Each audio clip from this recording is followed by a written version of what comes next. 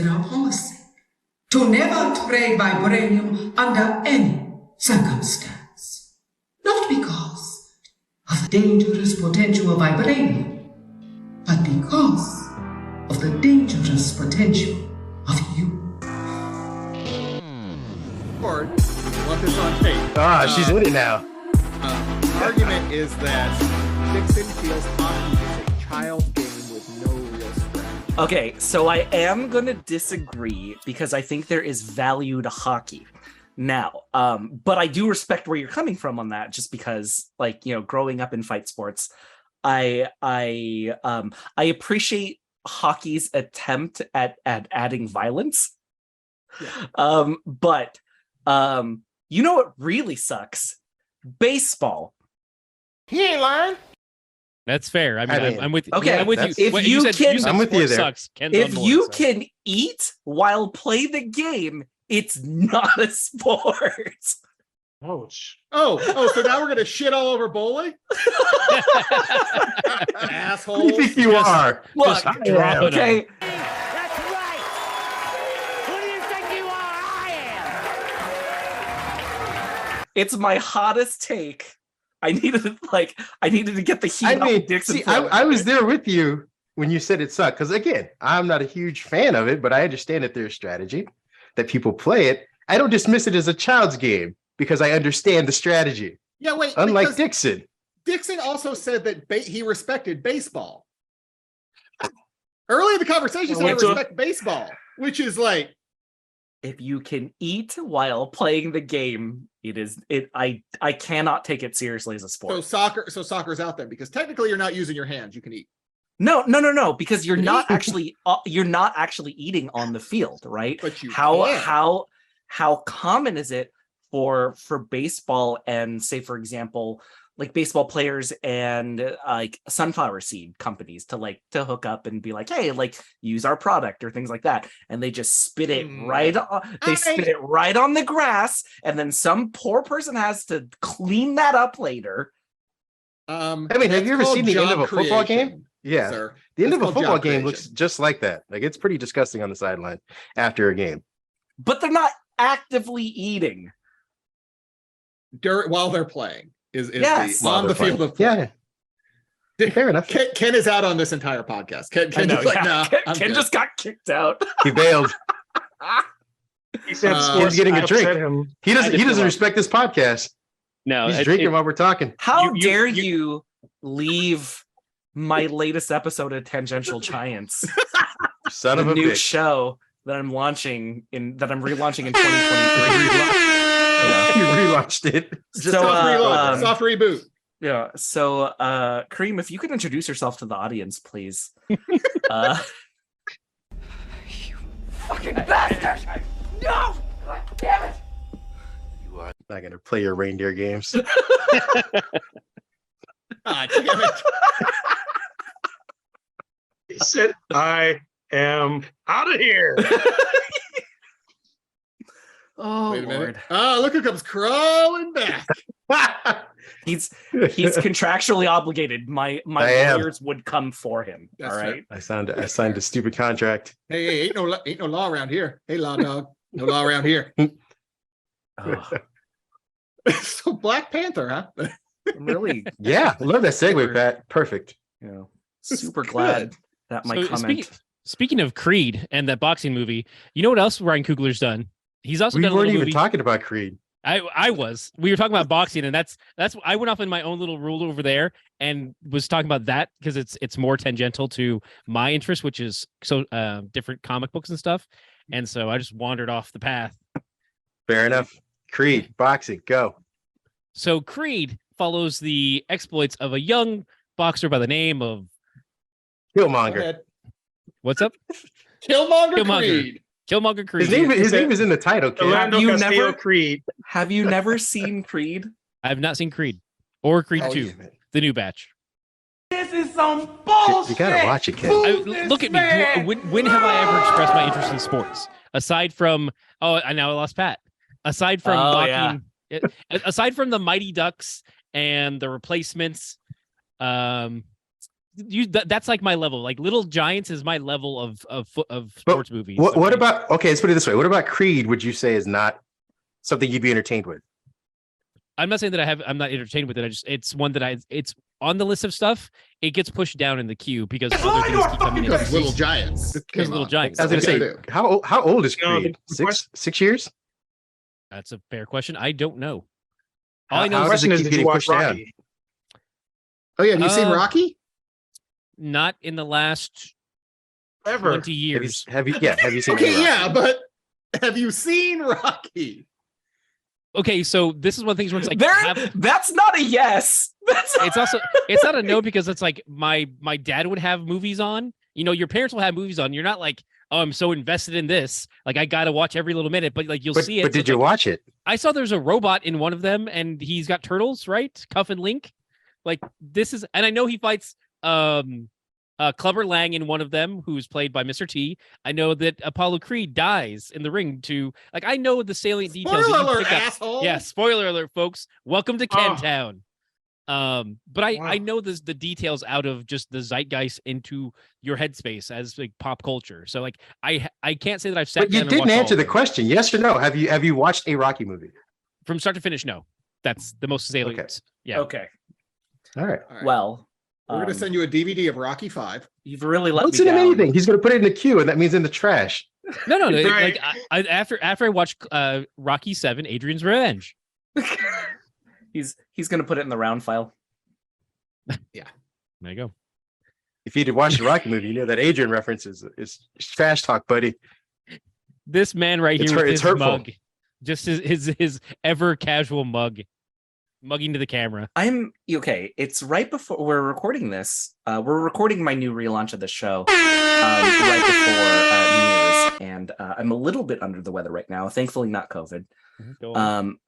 But yeah, I'm trying to drink tea, and by tea I mean like it's just hot water, like a bag that I used 3 days ago, and like a ton of whiskey. The hot toddy, right? Like that's Yeah, I just don't You have have to have lemon. You have lemon and honey, and Yeah. make it a hot dog. Yeah, it has honey in it. I didn't put lemon in it before. Sorry, this. Uncle Iroh, my bad. Okay, you know Hey, what? Thank you, thank you. That's a great ref. You know what? I'll take that. That's not my new nickname. Uncle You got Iroh. Uncle You Iroh heard and you got Uncle Iroh and before we started the show, you got Chocolate Thunder from me. So Yeah, that's pretty. You know what? You're Patrick, on the why don't- upswing. Patrick, why don't you call him Chocolate Thunder?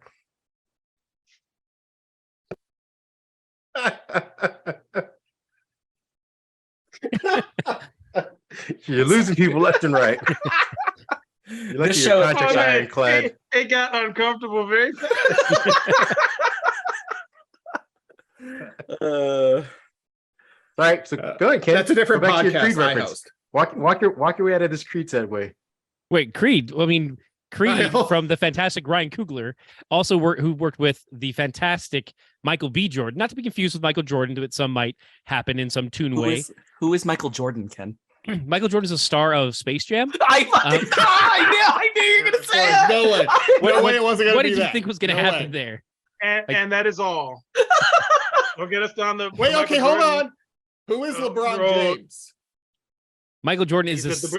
No, who is the LeBron best James? Back to basketball Michael player Jordan. He's the supporting actor in Trainwreck. Is that the movie? Exactly. And He's Space- also- and Space Could have went Jam, with Space too. Jam again. Too. No, I thought- no. I thought you Yeah. were going to go back to Space Jam. Yeah, it's that was another- my expectation. I'm trying to keep away from the Space Jam scenario here, guys. No one Lordy. isn't Well, that's the it? problem is that we talk about anything except Space Jam. Well, come on and jam. All right, so go ahead, finish your segue to Creed. No. You got to Ryan Coogler.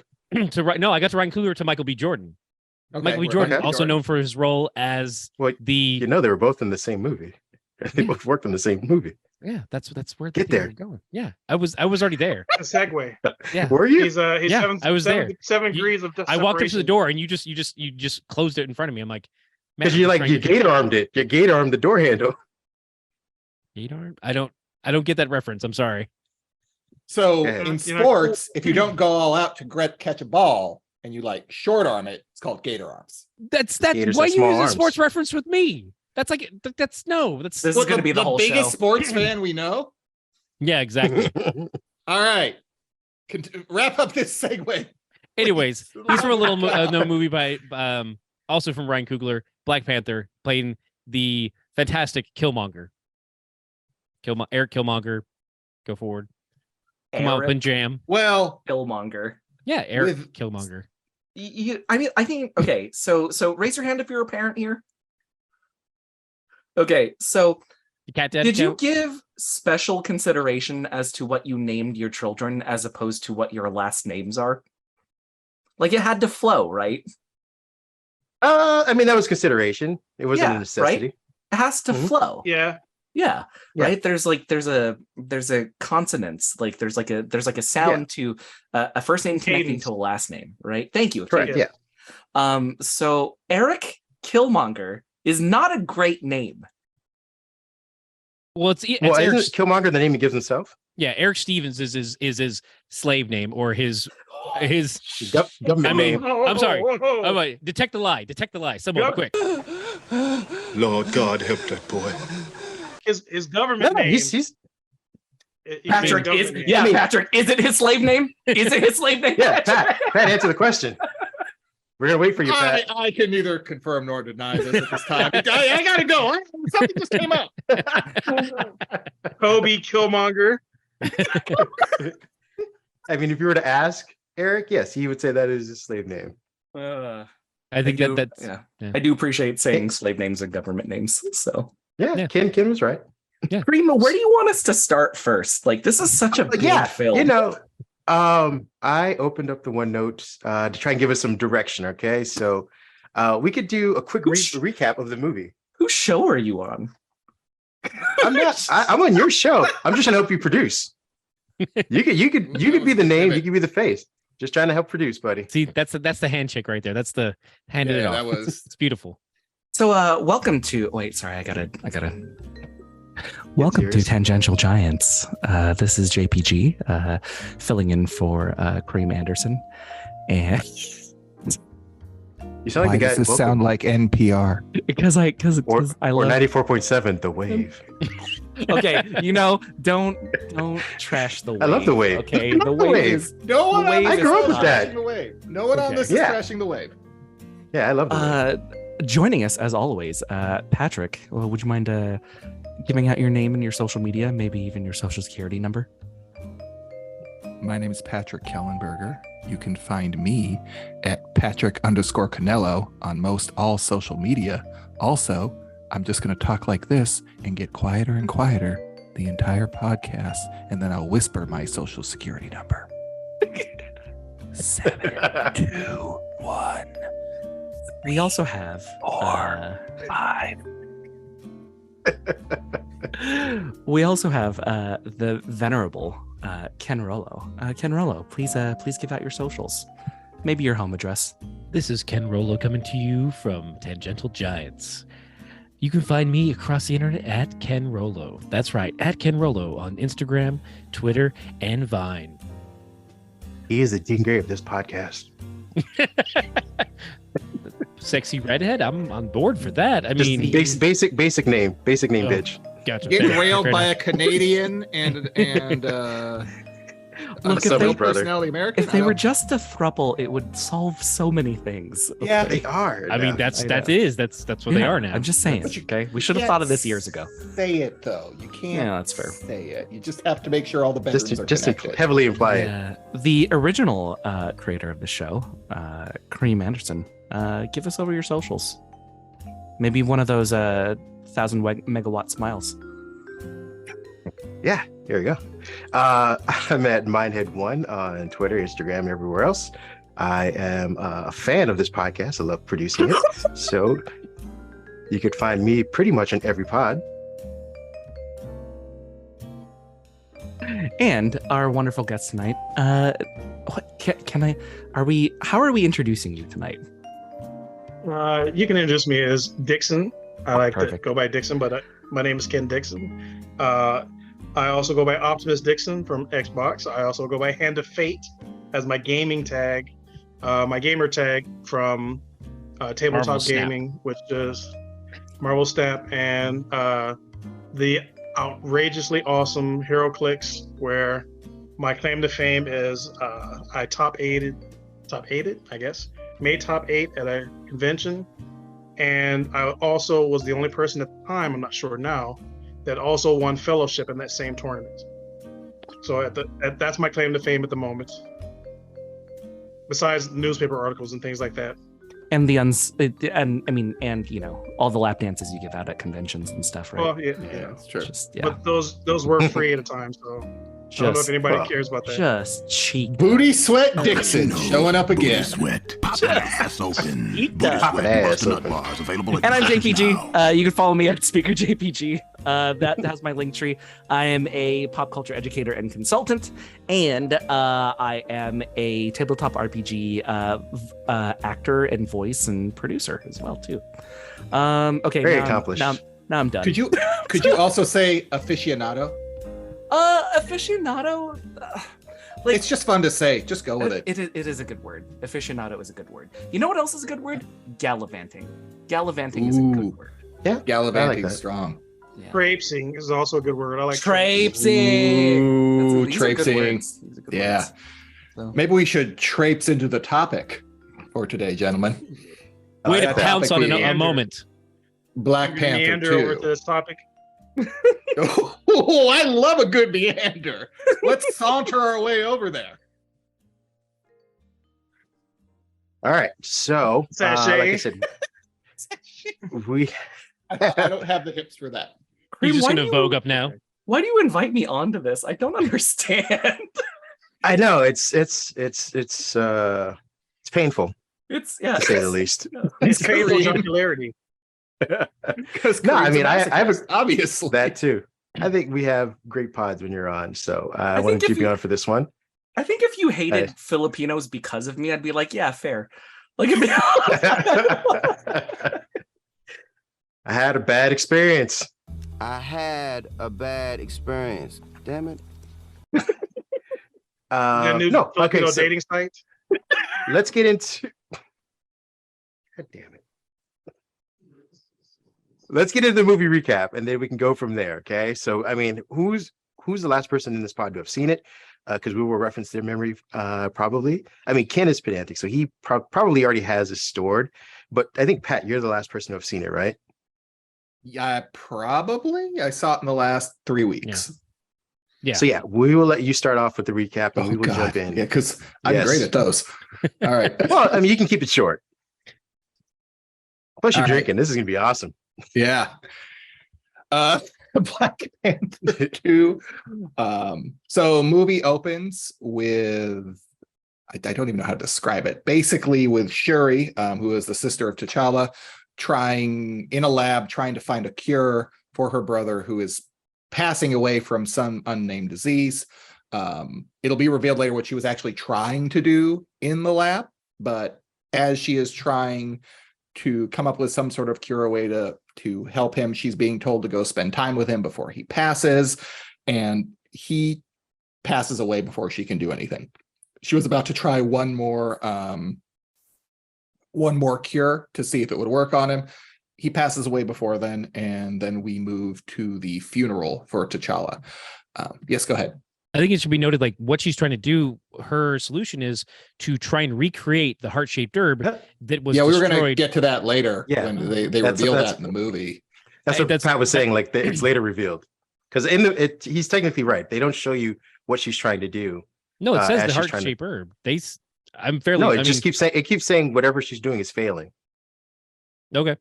Do they say the heart shape? I 'cause figured it out later on. She tries to reprint. She's like, go ahead and start printing it. I'm sorry, Dixon. I think whatever the computer's name is, the Yeah. AI said something to the effect of she was only at 26% of Mhm. her solution. And so I Right. don't think they said the heart-shaped herb. 26% But I of the think it time it said- works every time. It's Griot, right? Is it Griot or Griot. Griot? Yeah, played by it's Griot, but it's pronounced Griot. played by Trevor Noah from The Daily Show, or formerly The Yes. Daily Show, as of this recording. Yeah. Is he Yeah, left keep already? going, I didn't Pat. even know that. Dang. He I just think- left. Yeah. Yeah, like Look, a week and man, a half, 2 weeks ago. If Dua Lipa told me to do anything, I would just listen to her. Okay, It's a fair point. Yeah, that's It's a fair point. sounds about right. Yeah. He's gonna go full West- Coming to America. Hop on one leg. Uh-huh. Walk like a A dog. big dog. A big dog. Woof, woof, woof. Keep going, Pat. I can't anymore. All right. We No, with the barking. Yeah. woof, woof. We go from T'Challa's death to a pretty striking funeral with a lot of intense music and dancing. It's really well shot and well done, and you're kind of seeing it through Shuri's perspective, and she is kind of hit a wall when it comes.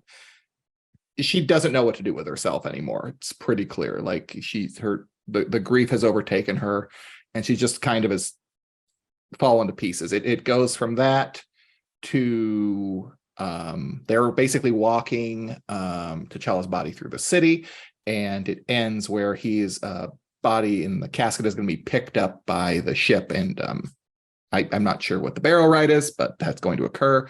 And if memory serves, I think Shuri kind of stops them from taking it up for a second. She finally breaks down a bit. Her mother pulls her back, and then I want to say we move 6 months ahead. Yeah. Yes. I think it's is it 6 months or 1 year? It's 1 year. Maybe it's a year. I believe it's a Is year. it a year? Yeah. Okay.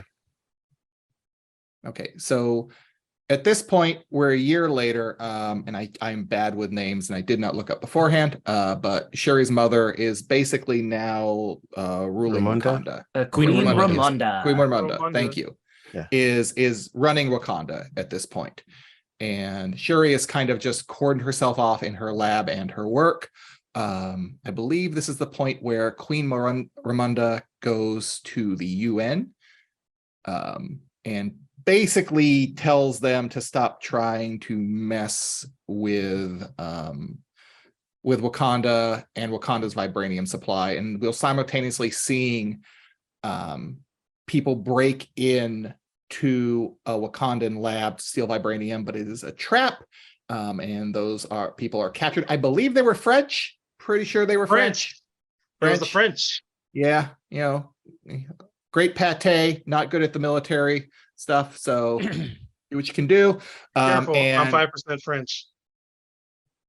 Those 5% angry. Those cheese-eating surrender monkeys. Congratulations! What a cookie! Also the French the French in this particular scenario are bad. Yeah, clean they're that. literally trying to break in and steal. Yeah, that's unfortunately. Congratulations on being 5% evil. run. Yeah. Well, I'm more than that, but we'll talk about that later. That's fair. Queen Ramonda has them brought in, has the French strike team brought in front of the UN, and basically hands them over and as a warning, like, don't try this again or it won't be so nice next time. All right. Anybody want to jump in? Yeah, I wasn't when the first time watching it, I didn't realize that they were the French because I just kind of always associate that type of colonial mindset with Americans. But it's also like the French have a fair amount of like burden to bear with that, but they don't get acknowledged for it a lot. Like if you look at a lot of Southeast Asian colonization, the French are right there. So Vietnam acknowledges it. Don't you worry. Vietnam acknowledges it. Yeah, but I think that overall we lose sight of that sometimes by comparison to our own sins as Americans. And so that was kind of we'll get to what the Americans are doing in about 5 minutes. They are just as bad, if not worse. I just was saying, like, the first time I saw that, I anticipated it being them with Toby Ziegler and him could be the one, but it ends up being her of course she's beating Queen Ramonda's being badgered by the French delegate, I guess, or heckle. I don't know. It basically boils down to, give us vibranium. We want vibranium. Can I get that one more time, but more French? Oh, give us vibranium. Oh, there you go. See, perfect. And the worst, Dixon, are you okay with that? maybe is all right. He 5% laughed. Yeah, exactly. We got a French delegate here. Maybe it was my own perception of it, but that scene was less about give me the vibranium as much as it was we're afraid of what you might do with it. That seems to be at least what she was saying, was like, if we had it, we would go to, like, we're how dangerous we would be with it. We can't allow you to have it by yourselves as well. So we're afraid of was to steal it. Solution Yes, that was the solution. Basically, yeah. I do, like one of the big themes that comes out of, it really drives home. We've talked about two scenes that really encompass a theme for the whole film itself, right? Like it is the idea of how far should our culture evolve. Because once we find out, just had how Ken had mentioned, like once we find out about the heart-shaped herb and then building it synthetically through science, on top of building new weapons that are looked down upon in the scene when when those like special forces guys come in. Yeah. But it's very much this. Yes, we need to progress, but you're progressing too fast. Like respect the old ways. This is what, and it's heavily implied that this is what T'Challa would have done, right? Yes, he wanted to be progressive, but he still would have kept that tradition, as opposed to Shuri is trying to just launch us into the future at this point. Yeah, it very much comes across throughout the entire film that Shuri wants nothing to do with tradition. And is just purely of a scientific mind, and that is everything she does. Anytime she butts up against Wakandan traditions, she chafes under them. Everything comes back to get me in the lab. I also wonder if like her views on tradition are a bit skewed because it hasn't really worked out for her. And as we progress through the breakdown of this movie, you see by following old ways, she keeps losing everything. Or she can blame losses on these traditions, so to speak. Yeah, not following science. Well, I think there's something to that. I also think she's the new MCU futurist as well.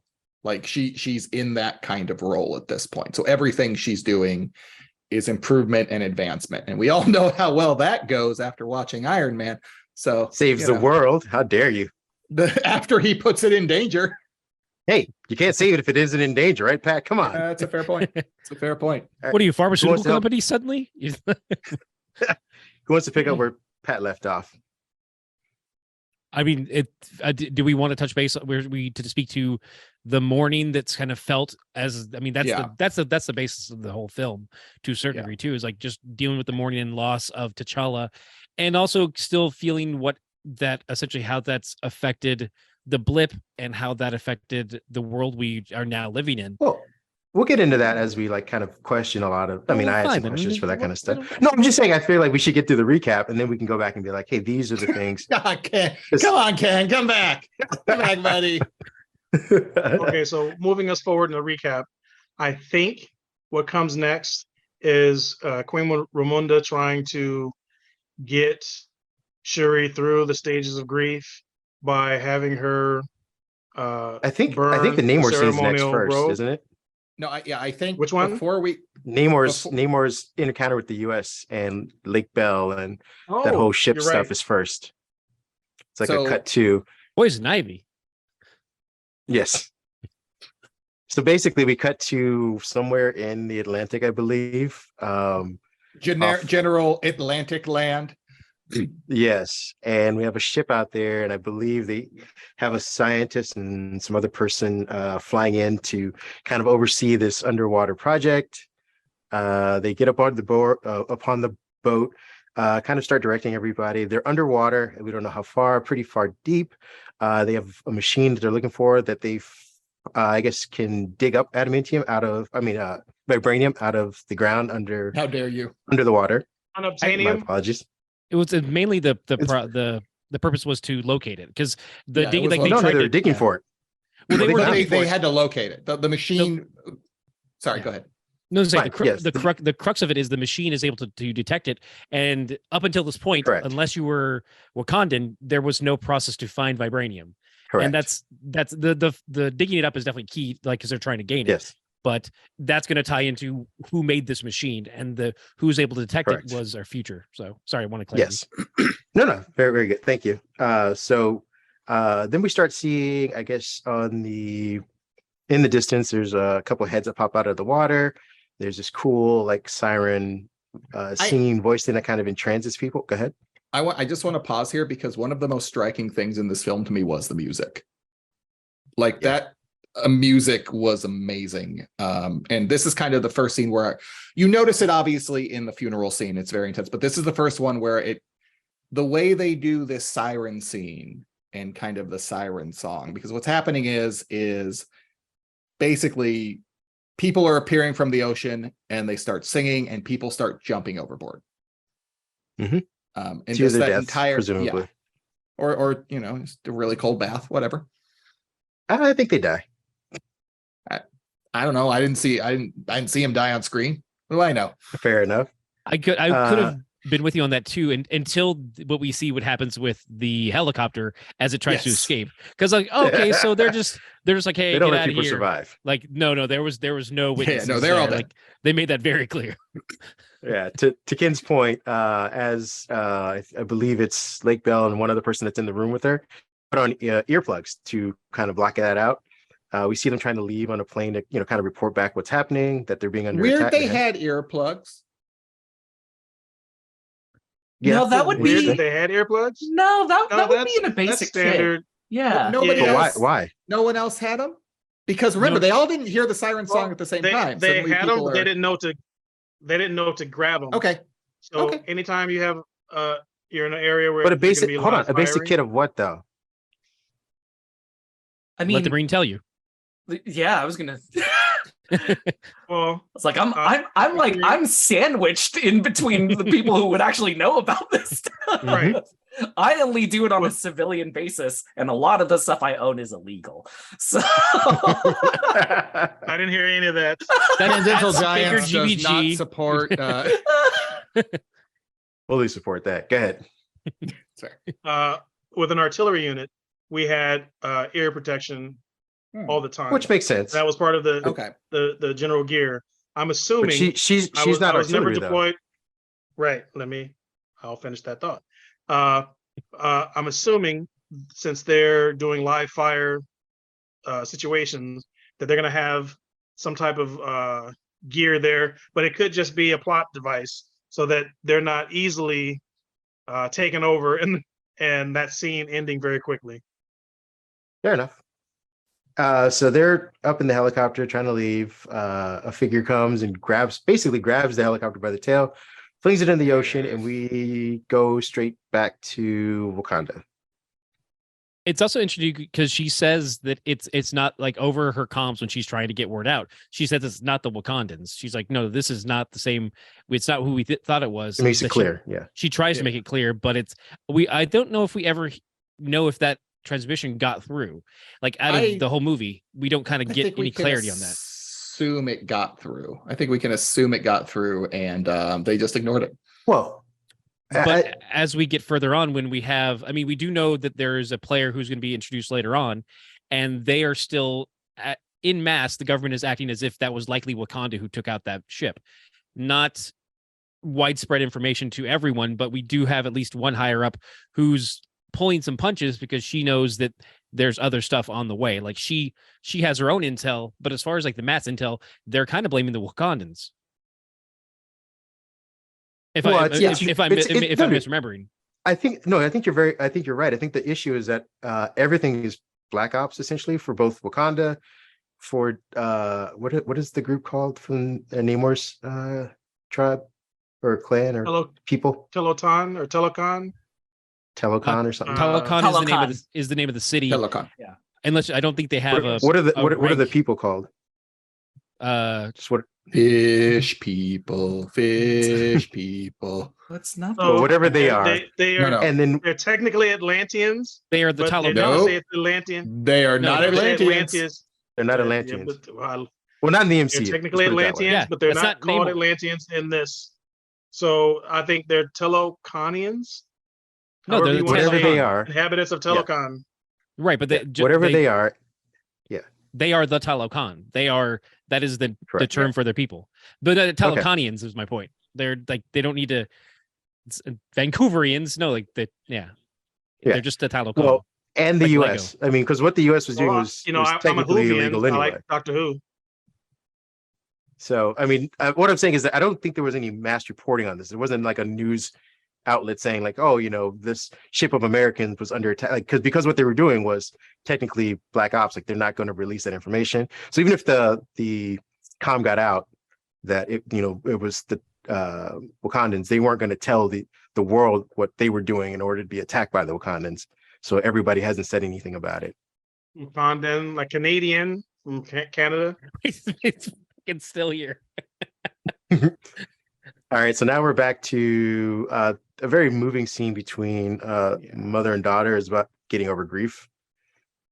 And they're kind of out on, it looks like a beachfront, and they're talking about the mom, or I guess Shiri, kind of asks, what does she believe in? What does the mom believe in? How does she get over it?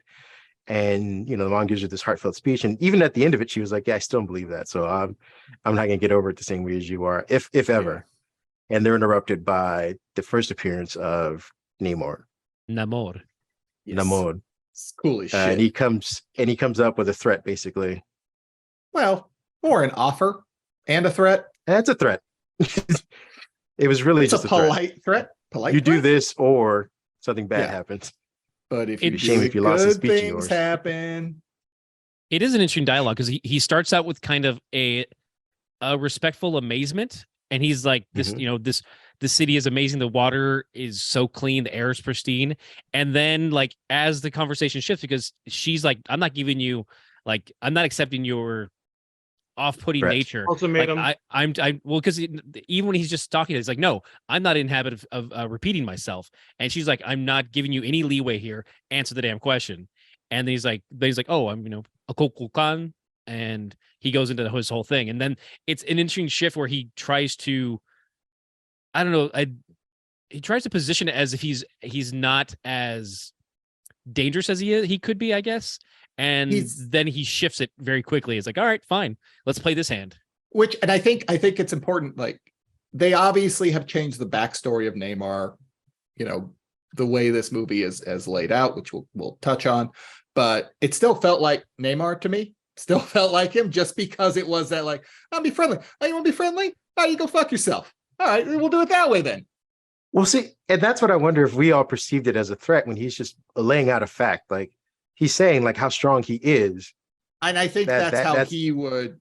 Yeah, this is just a fact. That's a threat.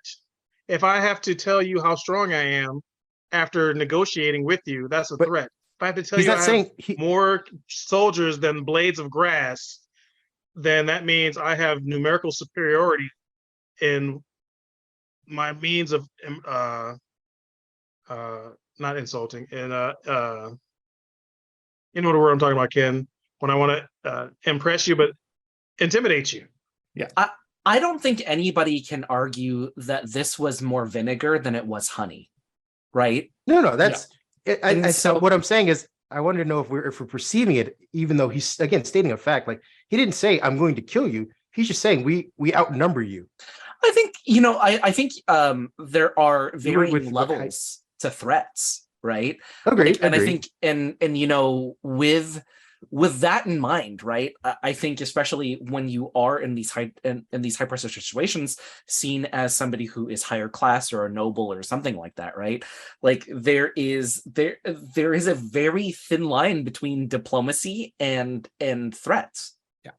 And I think if you don't say it perfect, there's that pressure to say what you mean, right? In that scene, we get the failure of royalty from both sides, because there's a failure to listen and there's a failure to understand. There's even a failure to outright just do basic human things like introduce yourself. Yeah. And so I think when you're at that level, diplomacy and threats, it's two sides of the same coin. You can flip it to whatever. Yeah, agreed.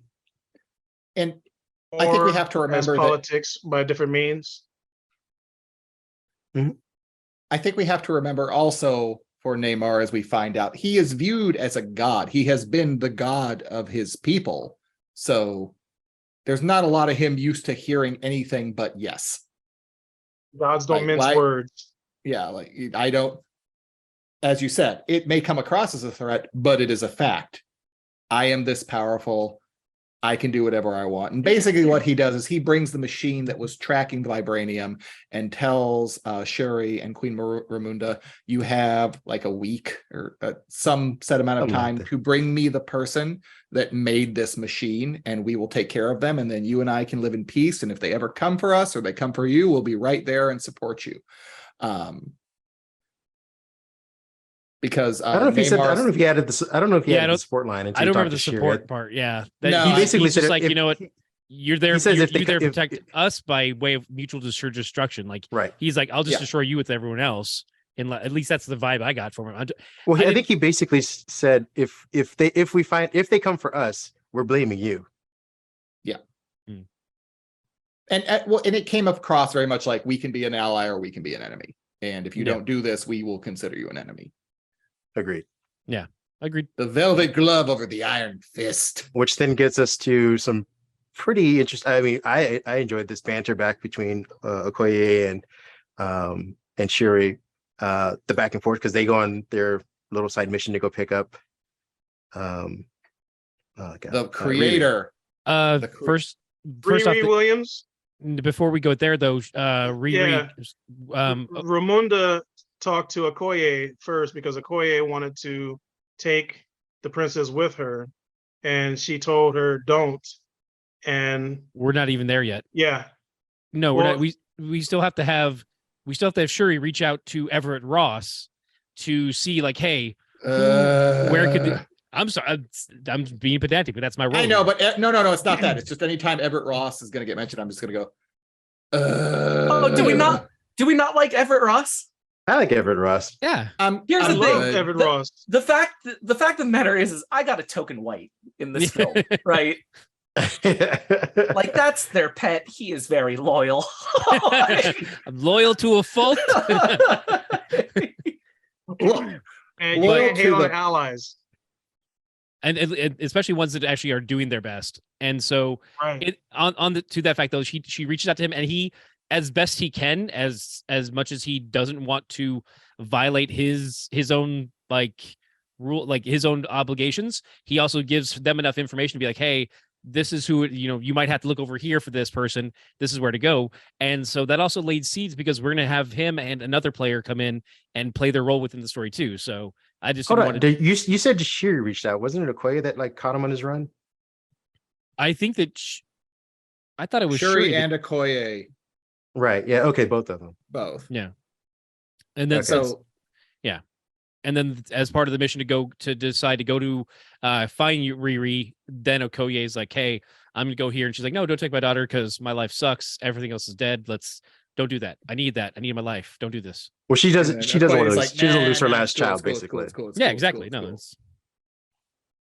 Well, and she said, well, I mean, Okoye is doing what I think was understandable is that you guys need to start living, and this is a small step in, getting out of Wakanda and doing something other than hiding in the lab and wallowing. Yeah. You could have went on vacation to Haiti instead, but going into the lion's den may not have been the best thing. Well, I mean, it's awesome. You're picking up a student. Like, didn't seem like it was going to be that dangerous. Lion's Den of Chicago. But also, I do want to. You're picking up a student whose life has been threatened by a mystery person who got into your hidden kingdom without your knowledge. At that point, there's an X factor going on. But the X factor said, I'm going to let you I want you to do this. I'm not going to get in your way. Yes, but if you notice later on in the movie, they did get in their way because Atuma and Nomura attacked them instead of saying, "Oh, you got them? We're on the same team. We'll take them from you. We'll gladly accept you giving them to us." Nope, they attacked them straight on. Well, because they were defending her. Remember, the goal was to kill her. Right, but no. Before they had a chance to defend her, they attacked. They shot the car. The U.S. whatever agency was tracking her started attacking. Yeah, right. They're chasing them, but up on the water bomb that hit them, hit their car. That's what flipped hit everybody. Car on. Yeah. Yes. Yes, But also they we attack. are jumping ahead though, Okay. because there Go ahead, Ken. one thing before going too far, because I want to get there, is that Mhm. even saying, like, you said bristling, she knows that Shuri's wallowing. She has lost her, I mean, in the span of 6 years, she's lost her father and her brother, both close relatives, and her king. Like, these are world shattering things that happened, and I forget if Shuri was snapped by the blip. It's one of those I things. It's believe she was snapped. Yes. I believe it was too. So So there's it's not, also that. it's not even 5 years for her. It's like, for her, Exactly. it's 2, 3. Yeah. And so, like, to say that she's wallowing, I feel it's a rough thing because mourning the loss of all these people in her life is a lot to take on. It's a lot to take on for an adult. It's a lot to take on for a child. And I say child in that she's, under 20. And I think all of Young us adult. now, all of us call anyone who's under 20 a child, as we're all, geriatric millennials or Gen Xers.